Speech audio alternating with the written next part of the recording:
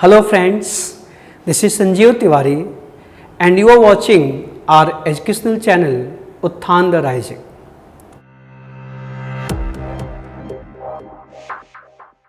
दोस्तों, हम लोग रिलेटिव प्रोनाउन के 9 सेशंस कर चुके हैं और 10 सेशंस, आई थिंक 10। ये 11वां सेशन है और आज कोशिश होगी कि इसको समाप्त किया जाए, इसमें जो शेष बातें हैं उसकी चर्चा कर ली जाए। तो कुछ चीज़ें बची हुई हैं, अब इतनी सारी बातें मैंने आपसे कही थी, बहुत सारी बातें हैं, सबको संभालना है, तो एक बार में या 2 चीज़ों में या जल्दी जल्दी करके ख़त्म होना मुश्किल था। आज इस पर ये अंतिम सेशन होगा, अंतिम लेक्चर होगा, इसके बाद हम लोग आगे कुछ और चीज़ों की चर्चा करेंगे। तो बची क्या चीज़ें हैं? कुछ चीज़ें इनसे जुड़ी हुई बहुत महत्वपूर्ण हैं जो बची हुई हैं, जिनको जानना जरूरी है। जैसे सारी चर्चा हो गई, लेकिन आप सोच रहे होंगे कि सर जी अभी तक व्हाट की बात नहीं किए हैं, कि व्हाट का प्रयोग रिलेटिव प्रोनाउन के रूप में किस प्रकार किया जाए। ठीक है, अच्छा, जो व्हाट है पहले ध्यान रखिएगा, ये व्हाट सिंगुलर भी है और प्लूरल भी है। इस व्हाट का मतलब है द थिंग अथवा थिंग्स दैट।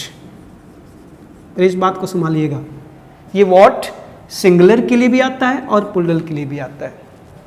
तो आप व्हाट का प्रयोग सिंगुलर प्लूरल दोनों रूपों में कर सकते हैं। जैसे आप विच का प्रयोग कर रहे थे, जैसे आप दैट का प्रयोग कर रहे थे, वैसे ये सिंगुलर प्लूरल दोनों है। ये थिंग के लिए भी आएगा और थिंग्स के लिए आएगा। एक चीज़ तो तय हो गया कि व्हाट जब आएगा तो इससे थिंग्स का बोध होगा।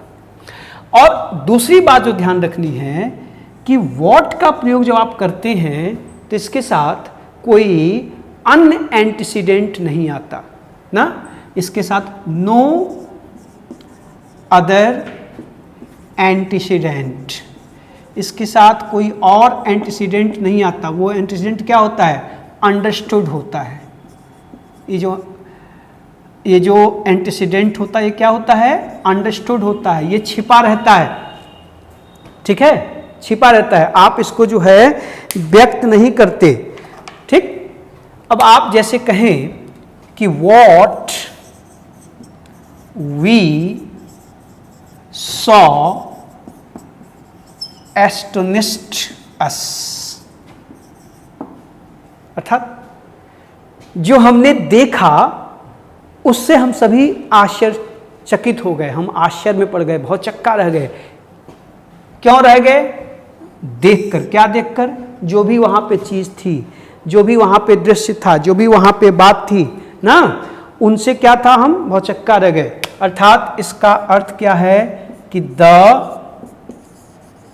थिंग्स या थिंग, जो भी लिखना हो, मैंने अभी कहा सिंगुलर प्लूरल दोनों है, the things that we saw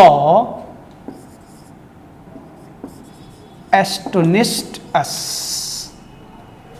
देखिएगा जरा कि जिन चीज़ों को हमने देखा उन्होंने, उन चीज़ों ने हमें क्या किया? भौचक्का कर दिया, आश्चर्यचकित कर दिया। अब देखिए यहाँ पर, अब ये देखिए, जब आप इसको कन्वर्ट किए, यहाँ पर जब दैट लेकर आए तो अब ये एंटीसीडेंट आकर खड़ा हो गया, द थिंग्स। इसी द थिंग्स के बदले व्हाट का प्रयोग किया गया था। ठीक है, आप जहां पर भी लिखोगे चीजें, ठीक है ना, आप कहें कि what you need is not available here. देखिए जरा, what you need is not available here. तब यहां पर ये जो, इसको आप जब सिंप्लीफाई कर जाएगा कि the thing that you need is not available here. Available here is not available here. देखिए यहाँ पे द थिंग, ये ही एंटीसीडेंट है, ये व्हाट इसके बदले आया। इसका मतलब क्या है कि व्हाट 2 in 1 है, अपने आप में यह एंटीसीडेंट को छिपाए रखता है और खुद में रिलेटिव प्रोनाउन का भी कार्य करता है, रिलेटिव क्लॉज का भी कार्य करता है। तो इस तरह से आप व्हाट का प्रयोग जब करें तो आपको दो चीज़ों का ध्यान रखना है, एक कि ये सिंगुलर के लिए भी आएगा और प्लूरल के लिए भी आएगा, दूसरी चीज़ कि व्हाट के साथ जो इसका एंटीसीडेंट होता है वो कोई थिंग होगा, वो हमेशा क्या होगा, अंडरस्टूड होगा। ऐसे मैं कहूँ कि what you have done will make her angry, what you have done will make her angry, तो आप कह सकते हैं the mistake that you have done और the mistakes that you have done। अब वहाँ पे जो तुमने किया है उससे उसको गुस्सा आएगा। तो किसी को गुस्सा कब आता है, जब कोई गलती करते हैं, कोई त्रुटि करते हैं, आपने कोई गलती की होगी इसलिए उसको गुस्सा आएगा। तो वहाँ पर जो वॉट है वहाँ थिंग, उस थिंग की जगह मिस्टेक्स हो सकता है, डैमेज हो सकता, कुछ भी आप रख सकते हैं, the damage you have done, the mistakes you have done, उसकी जगह आप वॉट का प्रयोग करते हैं। तो वॉट का प्रयोग रिलेटिव क्लॉज के रूप में किया जाता है, किसके लिए, थिंग्स के लिए, सिंगुलर में भी और प्लूरल में भी। और वो वॉट जब आएगा तो उसका एंटीसीडेंट उसके साथ अंडरस्टूड रहेगा, वो व्यक्त नहीं होगा। जब उसको आप व्यक्त करना चाहेंगे तो आपको इस तरह से उसको एक्सप्लेन करके लिखना होगा, ठीक है। What you have done is not legal, तो आप कहेंगे द थिंग और द मिस्टेक और the statement you have given, कुछ भी व्हाट उस स्टेटमेंट के लिए, उस थिंग के लिए, उस मिस्टेक के, कुछ भी कोई चीज़ आप कहते हैं वहाँ व्हाट का प्रयोग कर सकते हैं। This would be the structure of the sentence, be careful, okay. एक चीज़ और, जब हम पिछले सेशन में नॉन डिफाइनिंग क्लॉज की बात कर रहे थे, तो नॉन डिफाइनिंग क्लॉज जब आप बनाते हैं तो वो नॉन डिफाइनिंग क्लॉज कहीं ना कहीं कनेक्टिव या कनेक्टर्स का भी कार्य करता है। अब कनेक्टर्स की बात मैं जब कर रहा हूं, अर्थात जब आप हु का प्रयोग करते हैं, विच का प्रयोग करते हैं, हुम का प्रयोग करते हैं, हुज का प्रयोग करते हैं और उसके साथ कॉमा लेकर आते हैं, तो वो कनेक्टिव क्लॉज बनता है, अर्थात उसका सेंस बट या एंड जैसा होता है। फिर से सुनिएगा, हम जब नॉन डिफाइनिंग क्लॉजेस का प्रयोग करते हैं तो वो नॉन डिफाइनिंग क्लॉजेस वास्तव में कनेक्टर्स का कार्य करने लगते हैं। आप इसको लेके भ्रमित मत होइएगा कब नॉन डिफाइनिंग कहेंगे, कब उसको कनेक्टिव कहेंगे। एक ही चीज़ होता है, कॉमा लगा देंगे तो नॉन डिफाइनिंग हो जाएगा और उस अवस्था में वो कनेक्टिव का कार्य करेगा, अर्थात वो एंड बट की तरह कार्य करने लगता है। लेकिन एक चीज़ ध्यान रखिएगा, डिफरेंस आसानी से आप समझ जाएंगे। जब आप नॉन डिफाइनिंग क्लॉजेज का प्रयोग किसी ऑब्जेक्ट के बाद करते हैं, वर्ब प्लस ऑब्जेक्ट के बाद करते हैं, तभी वो कनेक्टिव का कार्य करेगा, ठीक है। आप क्लॉज बना रहे हैं और जब नॉन डिफाइनिंग क्लॉजेज अर्थात कॉमा के साथ क्लॉजेज को किसी वर्ब प्लस ऑब्जेक्ट के बाद रखते हैं तो वो कनेक्टर का कार्य करता है, कनेक्टिव का कार्य करता है, तब उसका अर्थ एंड या बट जैसा लगता है। आप देखिए जरा, जैसे मैं कहूं कि I threw the ball to Ramesh, ठीक है, कॉमा हु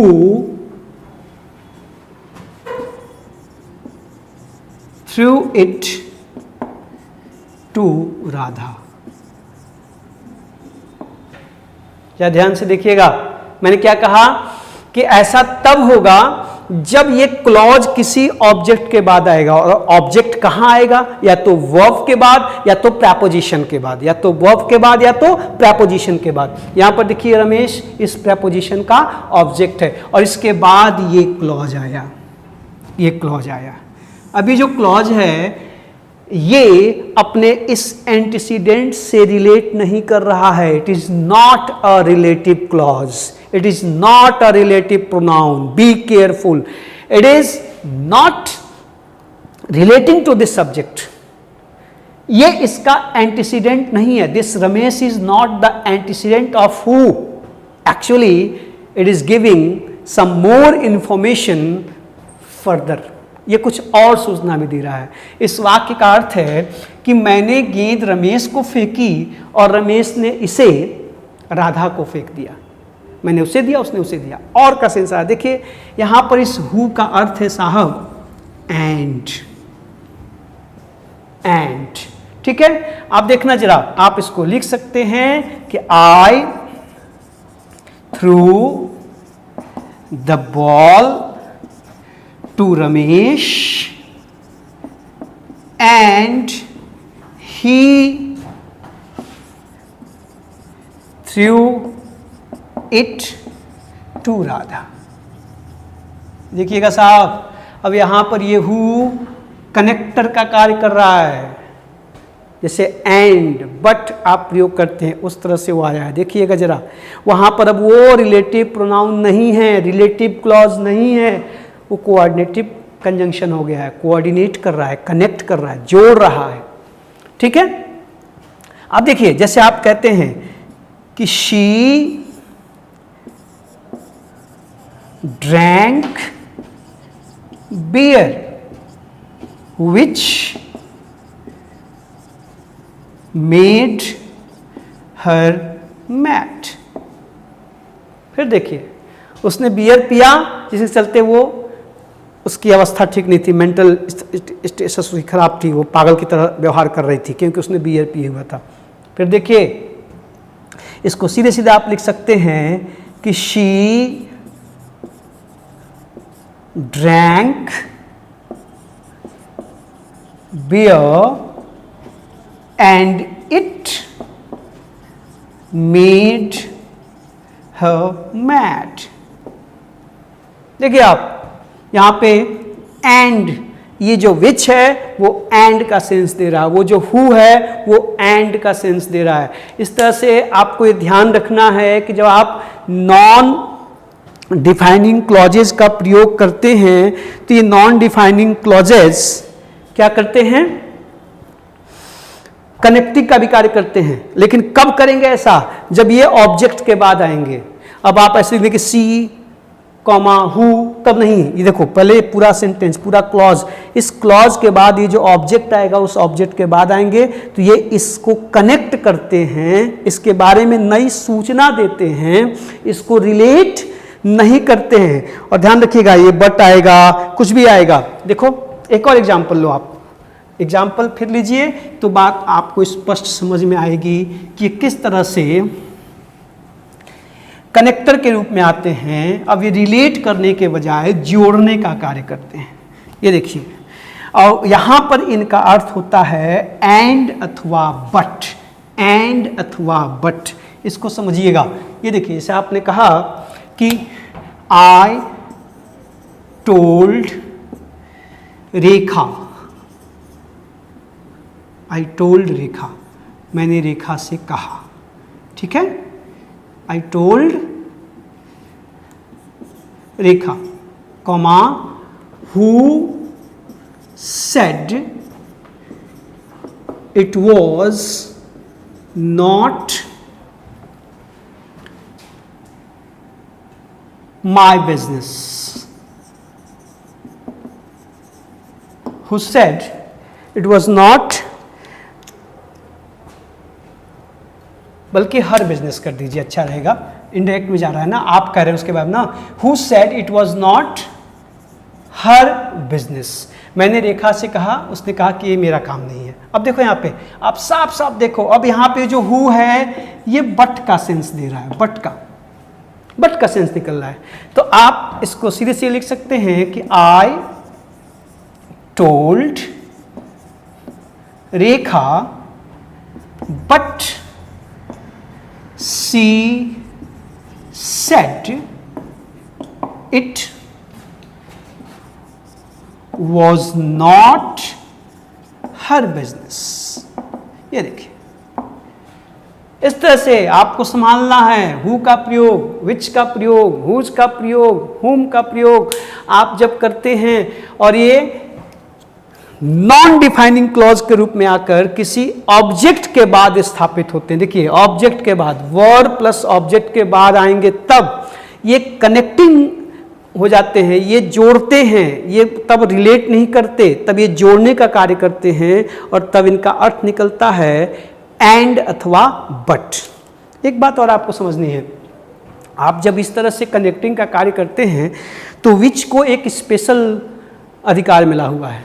यहाँ पर आप ध्यान से देखिए, यहाँ पर जब आप इस तरह से प्रयोग कर रहे हैं तो हु, ये विच क्या कर रहे हैं, ये बट के एंड के बदले आ रहे हैं, वो रिप्लेस कर रहे हैं, किसी एक चीज़ को जोड़ने का कार्य कर रहे हैं। लेकिन विच का प्रयोग हम जब इस प्रकार करते हैं तो वह कभी कभी पूरे क्लॉज को डिफाइन करता है, सिर्फ किसी पर्सन को नहीं। यहाँ पर आप ध्यान से देखिए तो यहाँ पे हु और बट, हु और विच क्या कर रहे हैं, सिर्फ एक पर्सन उसके एंटीसीडेंट को डिफाइन कर रहे हैं कि वो क्या है, कैसा है ना। लेकिन कभी विच एक का प्रयोग हम कभी कभी पूरे क्लॉज को डिफाइन करने के लिए कर सकते हैं। ये बात सिर्फ विच पे लागू होती है, किसी और पे नहीं। आप देखो, जैसे मैं फिर कह रहा हूं कि which sometimes defines the whole clause, पूरे क्लॉज से को जो है वो एक्सप्लेन करता है। देखो जैसे the man was said to be drunk, said to be drunk, comma, which was not the case, which was not the case। लोगों ने कहा कि वो आदमी पिए हुए था, जबकि ऐसी बात नहीं थी, ऐसी बात नहीं थी। अब देखिए, अब यहाँ पे कैसी बात नहीं थी, कैसी बात नहीं थी कि वह आदमी पिए हुए था। अब यहाँ पर ये जो है विच, इस पूरे क्लॉज को, इस पूरी बात को डिफाइन कर रहा है, पूरी बात के बारे में बात कर रहा है। कौन सी बात सही नहीं थी, कि आदमी पिए हुए था। अब ये विच इस मैन के लिए नहीं आ रहा है, ये विच इस मैन के लिए नहीं आ रहा है, इस पूरे क्लॉज के लिए आ रहा है। और ऐसा प्रयोग सिर्फ विच से होता है, सिर्फ विच से। आप ऐसा प्रयोग हु, हुम के साथ नहीं कर सकते, ध्यान रखिएगा। दैट तो बिल्कुल नहीं आएगा, न दैट आएगा, न हु आएगा, न हुम आएगा। ऐसी अवस्था में हमेशा विच ही होता है। यहाँ दैट का प्रयोग करना गलत होगा, यहाँ हु का प्रयोग गलत होगा, कुछ भी आप प्रयोग नहीं कर सकते। ये विच का स्पेशल केस है। हमेशा ध्यान रखिएगा कि जहाँ पर भी आप ऐसा प्रयोग करेंगे तो हमेशा विच आएगा, और ये विच पूरे क्लॉज को डिफाइन कर रहा है। एक छोटी सी बात और, तो रिलेटिव प्रोनाउन आज समाप्त हो रहा है ये सेशन। इसके बाद कुछ बच्चे मांग कर रहे थे कि सर जी आर्टिकल जो अब बीच में छोड़ दिए कब शुरू होगा, तो मैं फिर वापस चलूँगा अपने उस टॉपिक पे, उसको पूरा करना है, प्रॉमिस किया है तो पूरा करना है। एक छोटी सी बात और कि इस पर और एग्जाम्पल की आवश्यकता तो नहीं है, आप इसको देख लीजिए। अगर आपको लगता है कि और एग्जाम्पल चाहिए तो आप लिख सकते हैं। देखिए एक एग्जाम्पल लीजिए, मेरा एग्जाम्पल है कि the clock struck 13 which made everyone laugh। ये देखिए, आपको पता है, अब जैसे हमारी जो घड़ियाँ होती हैं, रेलवे का टाइम टेबल होता है, एयरपोर्ट का टाइम टेबल होता है, वहाँ 13, 14, 15 बजते हैं, लेकिन हमारी घड़ी में तो ऐसा होता नहीं है। तो अचानक घड़ी में 13 बजा, और अंग्रेजी दुनिया में, अंग्रेजी सभ्यता में 13 को थोड़ा अशुभ माना जाता है। 13 का अंक देखो, क्रिकेट टीम अक्सर 13 पे बल्लेबाज आउट होता है, अमूमन देखिएगा। तो 13 को लोग अशुभ मान, जल्दी से चाहते हैं कि 13 से आगे निकल जाए, कोई 13 के स्कोर पर जाना नहीं चाहता है। आप सर्वे करेंगे तो पाएंगे 10 में से 5-6 बार हो जाता है कि बल्लेबाज 13 पे रन आउट हो जाएगा, सिली शॉट खेल के आउट हो जाएगा। शायद ये भी कारण हो कि अचानक घड़ी में 13 बजा और 13 बजते ही सब लोग हंस पड़े। तो सब लोग हंस पड़े, सबको हंसा दिया। किसने? घड़ी ने, या घड़ी में 13 बजने के घटना ने, 13 बजने की घटना ने। अर्थात ये पूरा का पूरा ये जो सेंटेंस है, ये जो हिस्सा है, इस पूरे क्लॉज को ये रिलेट कर रहा है, सॉरी उसको क्या कहते हैं, एक्सप्लेन कर रहा है, उसके बारे में सूचना दे रहा है। ये विच इस क्लॉक के लिए नहीं आ रहा है, ध्यान दीजिए, ये विच इस क्लॉक के लिए नहीं आ रहा है, इस पूरे क्लॉज के लिए आ रहा है। यहाँ पे ये विच इस मैन के लिए नहीं आ रहा है, पूरे क्लॉज के लिए आ रहा है। और ऐसा प्रयोग सिर्फ विच का होता है, ठीक है ना। आप चाहें तो लिख सकते हैं कि the man was said to be drunk and it was not the case, and it was not the case. आप इस विच को हटा के एंड इट एंड दिस लिख सकते हैं। देखो, the clock struck 13 and it made everyone laugh. यहाँ पे देखो विच की जगह आप इट का प्रयोग कर सकते हैं, इट मेड एवरीवन लाफ। इस तरह से आप ध्यान रखिएगा कि विच का प्रयोग पूरे क्लॉज के बदले में किया जाता है, ठीक है। And finally the last one about this topic, एक लंबा दौर चला और मैंने कोशिश की, कोई भी चीज़ कंप्लीट कभी नहीं होती, ध्यान रखिएगा, भाषा में कुछ ना कुछ रह ही जाता है। आप जितना सीखेंगे, पढ़ेंगे, प्रैक्टिस करेंगे, उतना बातें निकलती चली आएंगी, ठीक है। मौका मिला तो फिर बहुत सी बातें होंगी, चर्चा हो जाएंगी। फिलहाल एक सारगर्भित चीज़ देने की मैंने कोशिश की। आप जो भी नए साथी हैं उस सारी प्लेलिस्ट को जाके देखें, बात समझ में आएगी। एक टर्म मिलता है कंपाउंड, कंपाउंड इंट्रोगेटिव या कंपाउंड रिलेटिव। ये कंपाउंड वर्ड के रूप में मैं कहना क्या चाहता हूँ, इनका प्रयोग कंपाउंड इंट्रोगेटिव या कंपाउंड रिलेटिव शब्द मिलता है। तो कंपाउंड में क्या, जैसे आप लिख सकते हैं whoever, आप लिख सकते हैं whatever, आप लिख सकते हैं whichever या whomever। इस तरह से ये जो आपने what, which, who, whom पढ़ा, इनके साथ एवर लगा के भी लिखा जाता है, तब ये कंपाउंड बन जाते हैं। अच्छा, आपको ध्यान रखना है, ये जो whoever है इसको हम ऐसे स्पेस दे के भी लिख सकते हैं, आप इसको ऐसे स्पेस दे के भी लिख सकते हैं। साहब ध्यान रखिएगा, विच एवर ये स्पेस दे के भी लिखा जाता है, इसको अलग भी लिखते हैं और एक साथ भी लिखते हैं। इन दोनों में अंतर क्या समझिएगा, जब आप इसका प्रयोग रिलेटिव क्लॉज के रूप में करेंगे तो इसका प्रयोग करेंगे, और जब इसका प्रयोग आगे चल के मैं इंट्रोगेटिव प्रोनाउन की चर्चा कभी करूंगा, आप जब इनका प्रयोग इंट्रोगेटिव प्रोनाउन के रूप में करेंगे तो ऐसे प्रयोग करेंगे। मैं एग्जांपल दे रहा हूं, आपको समझ में आ जाएगा। एक चीज ध्यान रखिएगा कि व्हाट और वॉट एवर में, हु और हु एवर में, विच और विच एवर में कोई भी अंतर नहीं होता, दोनों की मीनिंग एक जैसी होती है। हाँ, थोड़ा सा कभी अपनी बात पर जोर देना हो, उसे इम्फैटिक बनाना हो तो इसका प्रयोग कर, जैसे तुम कौन हो, हु आर यू, तुम हो कौन, हु एवर आर यू, ठीक है। आप इस तरह से इन चीज़ों को लिख सकते हैं। तो देखिएगा जरा, जैसे आप कहेंगे whoever gets maximum marks, gets maximum marks will be rewarded। ये देखिए, अब यहाँ पर वही बात है, प्रश्नवाचक वाक्य नहीं है, यहाँ पे क्लॉज बना रहा है। जैसे आप what किसे प्रयोग कर रहे थे ना, उसी तरह से whoever gets maximum mark will be rewarded। जिसको भी, जो लोग, जितने लोग, जो भी या जो भी, दोनों हो सकता है, जो या जितने लोग मैक्सिमम मार्क पाएंगे उनको रिवॉर्ड दिया जाएगा। तो यहाँ पर देखिए कंपाउंड है, एक मिनट, ठीक है। और एक चीज देखिए, इस तरह से आप कंपाउंड के रूप में आप जब इसका प्रयोग करेंगे और जब आप इसको इंट्रोगेटिव प्रयोग करेंगे क्या हो जाएगा कि हु एवर आर यू। ये देखिए दोनों में अंतर है, ये क्लॉज बना रहा है रिलेटिव क्लॉज और ये प्रश्न पूछा प्रश्नवाचक वाक्य है। इस तरह से आपको ध्यान रखना है कि इन कंपाउंड का प्रयोग भी किया जाता है, इसको लेके कंफ्यूज मत होइएगा। चर्चा जारी रहेगी। रिलेटिव प्रोनाउन का आज लास्ट सेशन था। प्रोनाउंस के अन्य हिस्सों की चर्चा भी मैं निश्चित रूप से करूंगा फिर कभी। पहले जो नाउन हम लोग छोड़ के पीछे आए हैं वो आर्टिकल और आर्टिकल के साथ नाउन, उसको हम लोग पूरा करेंगे। चर्चा जारी रहेगी। Thank you.